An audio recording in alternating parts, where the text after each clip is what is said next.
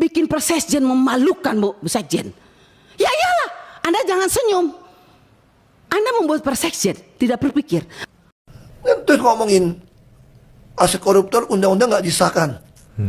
Lu bikin undang-undang deh, omnibus law apa omnibus yang cipta kerja. Betul. Emangnya ada permisi dulu semua. Ya dong, kenapa nggak mau bikin undang-undang? Nggak usah bikin undang-undang perampasan aset deh.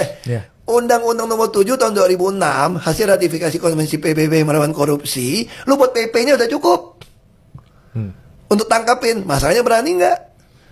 Lu pegawai gitu banyak, selalu bilang nggak bisa naikin gaji. Ya yang nggak bisa kerja ya dicariin kerjaan dong. Jangan suruh rakyat yang nyari kerjaan. Yang ciptakan ya pemerintah dong. Jadi jangan aneh-aneh. Ini terbalik nih perspektif kita nih. Tuh ada yang ngomong, lu gak senang sama Indonesia, pergi lo. Emang itu negara punya lu? Kita ngomong justru kita peduli, kita takut bangkrut, Bos. Karena lu udah minjem duit buat bayar bunga, itu gua takut gitu loh. Itu masalahnya.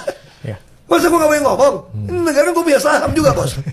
Masa punya saham kita gitu loh. Kalau KPK memberikan rekomendasi kepada Kemendikbud, harusnya Kemendikbud sadar.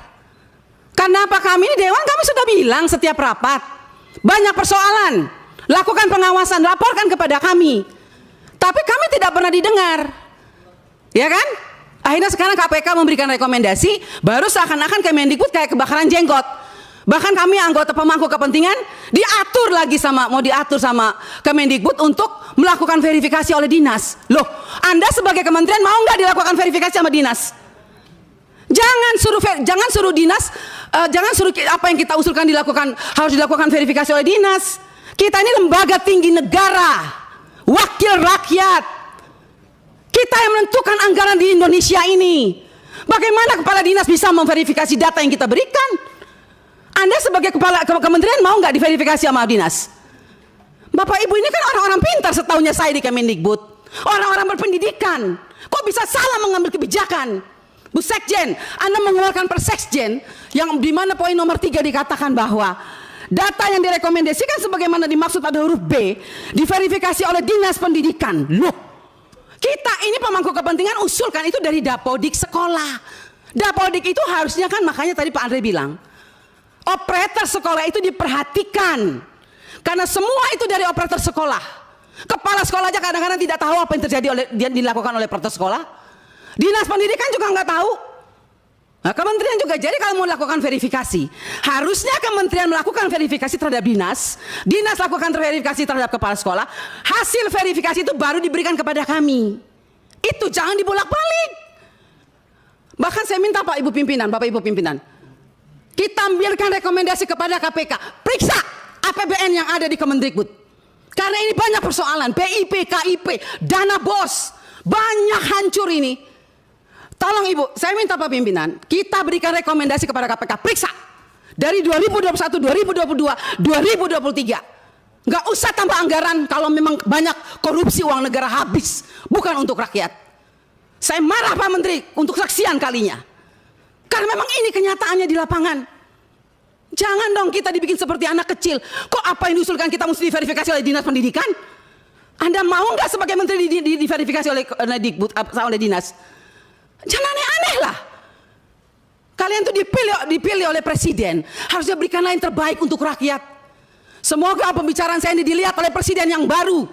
Semoga Presiden yang baru memperhatikan kinerja kementerian sekarang ini, memperhatikan eselon-eselon 1 yang sudah ada ini.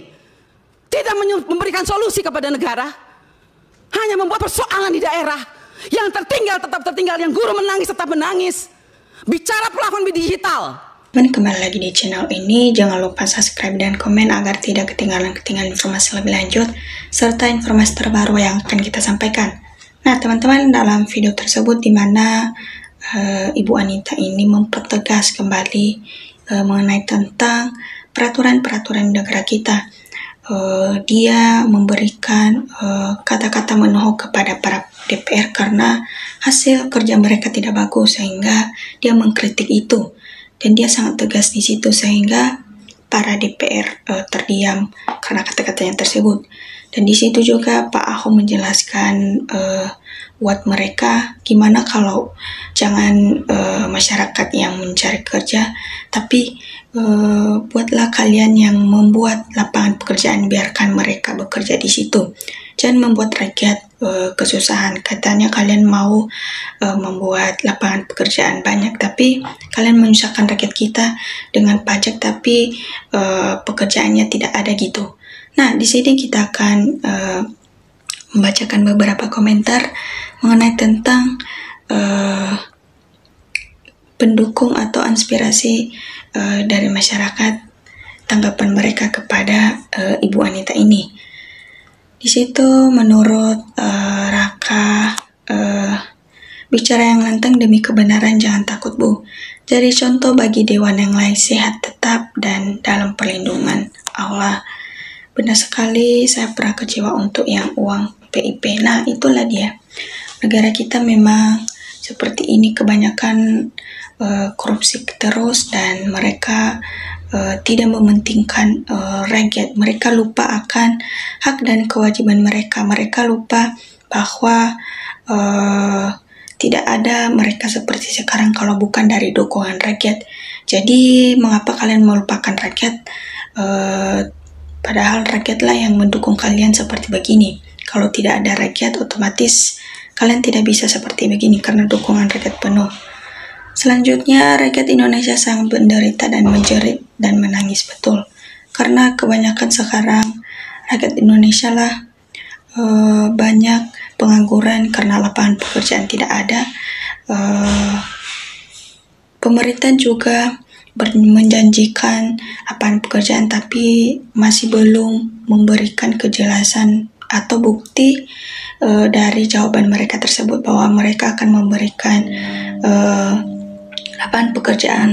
Yang dikatakan oleh Mas Gibran kemarin itu 19 juta lapangan pekerjaan, tapi sampai sekarang masih belum. Nah, itulah yang membuat para Ahok atau ibu ini marah kepada para DPR, dan mereka memberikan perkataan yang menohok kepada mereka. Dan banyak DPR yang tidak suka dengan mereka, karena kenapa biasanya orang-orang jujur seperti ini di tengah-tengah orang seperti itu pasti kebanyakan mereka tidak suka. Karena kenapa? Karena ketika ada orang jujur, maka otomatis orang-orang yang bohong atau orang-orang korupsi tersebut banyak yang tidak suka, karena ketahuanlah kepropokan mereka, ketahuanlah apa yang kejahatan yang mereka lakukan, yaitu dengan mengkorupsi uang, dengan menggelapkan segala dana di negara kita supaya tidak diedarkan kemana-mana gitu. Nah, sehingga Ibu Anita ini mempertegas kepada para DPR ini, dia memberikan kata-kata menolak, walaupun banyak orang yang tidak suka dengan dia tidak peduli. Nah, itulah orang-orang yang kita dukung, teman-teman. Kita dukung orang-orang seperti ini karena tidak banyak orang-orang jujur seperti ini, tidak banyak orang yang mau memperjuangkan negara kita untuk menjadi negara adil, untuk menjadi negara yang damai sejahtera supaya terhindar dari koruptor. Dia rela dibenci banyak kalangan DPR, dia rela banyak dibenci oleh orang-orang yang korupsi tersebut karena kata-katanya itu benar, dan sudah pasti banyak orang-orang yang tidak suka dengan dia di kalangan DPR tersebut karena orang-orang jujur biasanya tidak banyak yang suka. Nah, maka dari itu kita dukung orang-orang seperti ini. Kita jangan membuat kecewa juga ketika ada dukungan dari masyarakat mendukung Ibu Anita ini. Otomatis dia tidak takut, karena kalau dia hanya sendiri yang bergerak tanpa ada dukungan dari masyarakat yang mendukungnya, dia akan tetap kalah karena banyak muka-muka atau perkataan yang dari lain memberikan kata-kata yang tidak baik kepada dia. Nah, maka dari itu teman-teman, semoga ibu ini baik-baik, dan inilah yang salah satu patut kita apresiasi dan patut kita bangga. Ternyata masih ada DPR yang baik seperti Ibu Anita ini yang mau memperjuangkan negara kita ini. Dia dengan tegas memberikan kata-kata supaya jangan jadi DPR itu hanya sekedar mengambil uang dari rakyat namun tidak mendengarkan aspirasi dari masyarakat. Tentu kita sebagai masyarakat Indonesia mendukung orang yang baik, tentu kita sebagai kalangan masyarakat Indonesia mau negara kita maju kalau orang-orang korupsi tidak ada. Nah, Untuk itu kita dukunglah orang-orang seperti ini. Begitu juga dengan Pak Ahok, karena Pak Ahok adalah salah satu orang jujur. Ketika orang-orang jujur datang, kita dukung terus mereka karena tidak banyak orang-orang jujur yang mau seperti begini. Nah, karena mereka berani seperti itu, maka mereka juga membutuhkan dukungan dari kalangan masyarakat seperti kita, dan kita dukung orang-orang seperti ini agar ketika ada mereka, keberanian mereka ada dan dukungan juga ada dari kita, otomatis negara kita akan aman ketika mereka memberikan mereka akan melawan orang-orang korupsi dan memberikan kebenaran. Tentu kita juga mau negara kita terbebas dari orang-orang koruptor kan. Nah, makanya kita dukung orang-orang seperti ini. Tidak jarang orang-orang seperti ini mau memberikan kebenaran. Karena otomatis ketika mereka memberikan kebenaran tersebut, mereka harus siap sedia dibenci banyak orang, orang-orang penjabat yang korup tersebut. Karena tidak suka dengan perkataan yang mengenai mereka tersebut. Nah, dari itu teman-teman, coba berikan tanggapannya di kolom komentar mengenai tentang yang teman-teman lihat, yang teman-teman tanggapi dalam video ini. Ketika teman-teman sudah menyingkapinya, berarti teman-teman sudah tahu apa atau alur dari permasalahan-permasalahan yang saya katakan ini. Dan tentu teman-teman juga tahu apa yang dimaksud dengan ibu ini.